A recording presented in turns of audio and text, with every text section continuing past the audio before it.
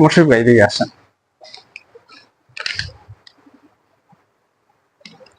এই যে এটা এই সাইডে এই যে বোনটা আছে না, এটা বলা হয় স্কেপোলা, বুঝছেন? আপনি এই জায়গায় ধরেন,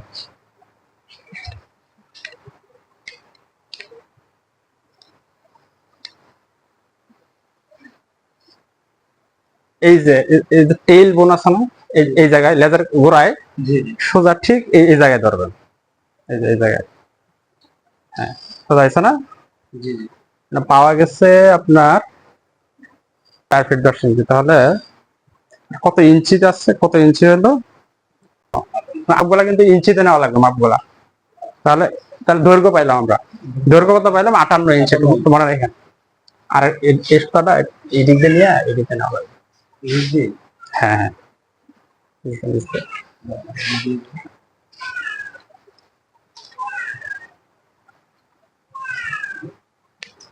ওর যে এই যে গজটা আছে না, এই গজের ঠিক পিছনে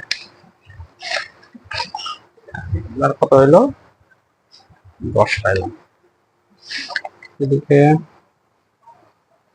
তাহলে এখানে পাইলাম আপনার 5 ফিট 10 ইঞ্চি। তাহলে 5 বরং 60, 70। এখানে হলো 70। তাহলে এটাতে মাপলাম, এটা হলো বের। আর ওর আগেরটা ছিল দৈর্ঘ্য।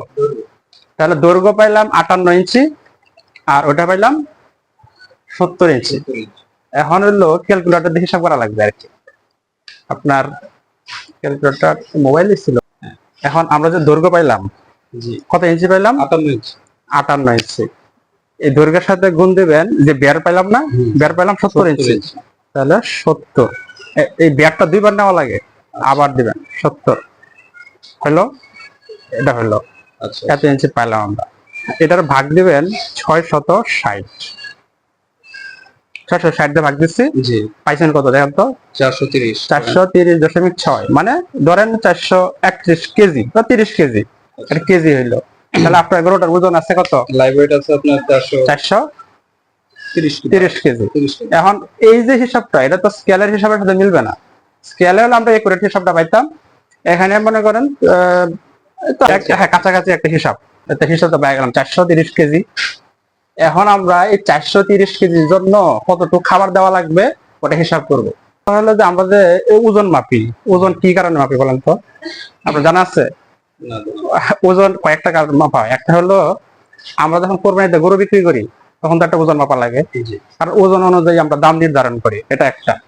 দ্বিতীয়ত হইলো আপনার গরু যে খাবার দেয়, এই খাবারের পরিমাণটা নির্ধারণ করা হয় ওজন অনুযায়ী। আর মনে করেন 100 কেজি একটা গরুর ওজন, এর জন্য আমরা যতটুকু খাবার দেবো 400 কেজির জন্য সেম খাবার দিব না, তাই না? বাড়বে। আবার একই সাথে ওষুধের যে ডোজ গুলো আছে না, আমরা হিসাব করি, এই কৃমির ডোজ দেই, ওষুধ দেই, ওই জিঙ্ক টিঙ্ক দিতেছেন না, এইগুলার হিসাব কিন্তু আবার এই ওজনের সাথে। তাহলে ওজন কিন্তু অনেক গুরুত্বপূর্ণ। তাহলে ওজন কিন্তু একটা গুরুত্বপূর্ণ।